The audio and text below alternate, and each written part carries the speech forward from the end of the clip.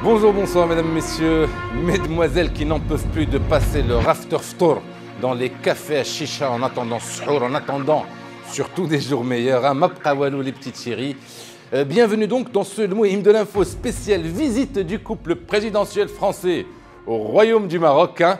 Mais avant d'envoyer le générique, tiens-toi prêt Bahamid. Avant de passer aux choses sérieuses, grand jeu concours et jusqu'à rupture de stock, on vous fait gagner 3 paires de Havaianas modèle Summer 2017 à chaque numéro. Pour participer, il suffit de lover minimum. Wouhou! Partagez cette vidéo et hashtagez LMHM Havaianas dans le partage. Les gagnants de ces magnifiques objets pas que pour fétichistes seront tirés au sort dans le numéro suivant. Ne me remerciez pas. C'est cadeau. Place maintenant aux choses sérieuses. Nous sommes le jeudi 15 juin 2017. Bienvenue à toi, frère Emmanuel. Ici, c'est le Mouhim de l'info.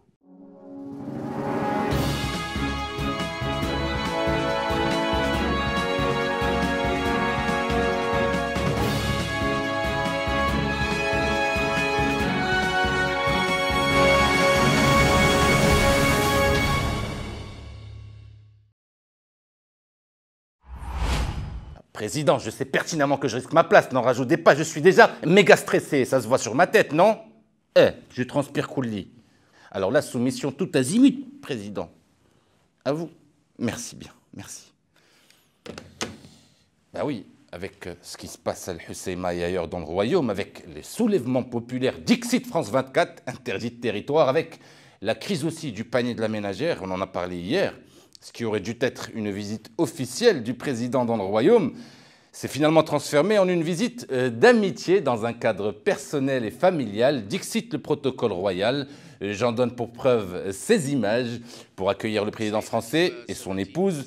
Le roi Mohammed VI était accompagné dans l'ordre protocolaire des princes Moulay Hassan et Moulay Rachid, ainsi que des princesses Lalla Salma et Lalla Kulthum. Visite d'amitié dans un cadre personnel et familial. Le président français et le roi Mohammed VI ont ensuite reçu les honneurs de la garde royale, une grande première pour monsieur Emmanuel Macron, le chef du gouvernement, toujours open été de la partie, tout comme les membres les plus influents du cabinet royal et du gouvernement. Visite d'amitié dans un cadre personnel et familial. Le protocole français a lui aussi qualifié cette visite d'amitié, mais dans un cadre de travail.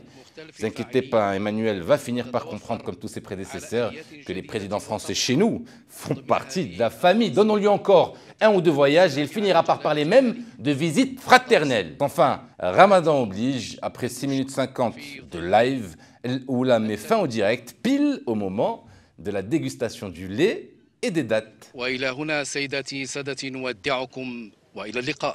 On a dû attendre le journal télévisé du soir, après le ftour, pour y avoir droit aux images du lait et des dates. Macron, bien briefé visiblement, s'est abstenu d'y tremper les lèvres. Emmanuel, on dirait presque un franco-fassim d'Exerfé. Ensuite, brève pause au salon d'honneur de l'aéroport Rabat Saleh avant de prendre la direction du Palais Royal pour un entretien entre les deux chefs d'État et une conférence de presse du président Macron. À l'issue de l'entretien entre le roi et le président, Emmanuel Macron a offert une déclaration à la presse avant de lire les réponses aux questions posées par les journalistes. À noter qu'il est venu avec son pupitre de La République En Marche.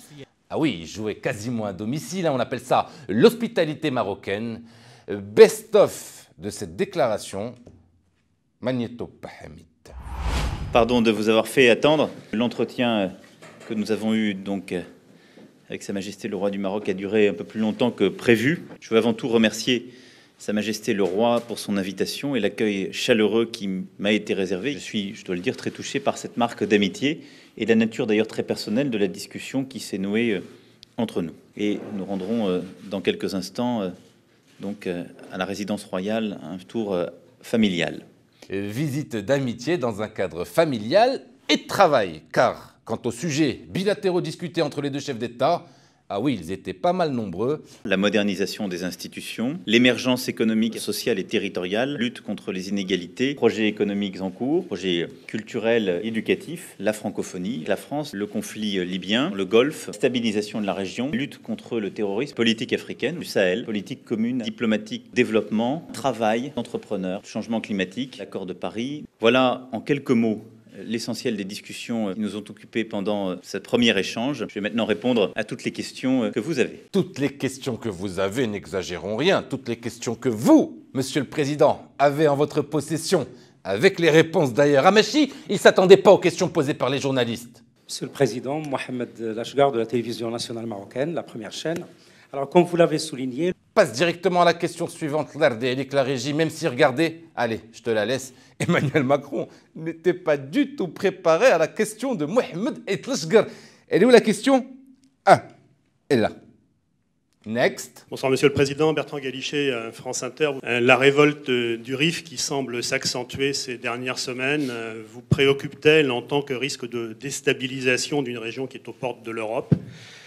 Ouh, la question offensive du journalisme indépendant made in France, encore une fois.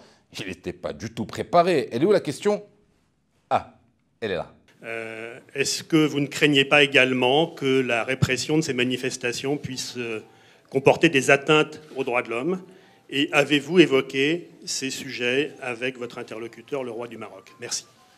Nous les avons évoqués d'ailleurs dès le début de la visite, parce que je les ai abordés de manière très directe et très naturelle. Il ne m'appartient pas ici de tenir un jugement sur un sujet de politique intérieure. Néanmoins, j'ai senti... Je t'en prie, Emmanuel, continue. Hein. J'ai une copie de tes notes sous les yeux. Nickel. Le roi considérait qu'il était légitime, normal, qu'il y ait des manifestations qui sont d'ailleurs prévues dans le cadre d'un droit constitutionnel, ici, contrairement à plusieurs autres pays.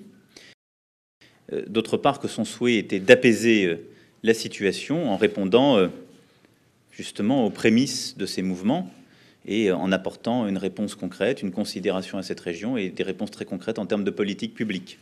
Et donc la discussion que nous avons eue ne me donne pas lieu de craindre justement à une volonté de répression quelle qu'elle soit, mais plutôt d'une réponse dans la durée et sur les causes profondes de ce qui est advenu. J'ai enfin plutôt entendu un roi du Maroc préoccupé par le sort de cette région qui lui est chère et où il a pour habitude de passer du temps, ce qui est d'ailleurs une pratique qu'il a inaugurée.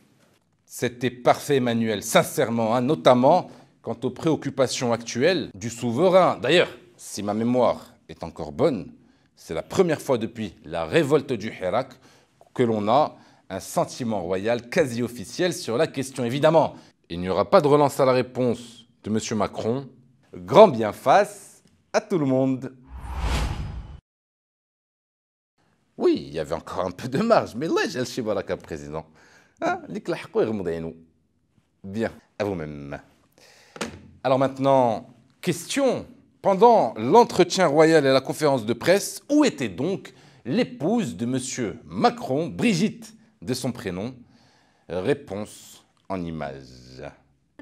Au musée, naturellement, Mohamed VI s'accompagnait donc de Lalla Slma, Lalla Kelchoum, ainsi que du plus brillant orateur, toutes catégories confondues du siècle en cours, Mehdi Kotbi. Et qui mieux pour parler de l'œuvre de Mehdi Kotbi et de la fondation présidée par Mehdi Kotbi que Mehdi Kotbi? تقريبا 15,000 باقي حتى شهر ما داز.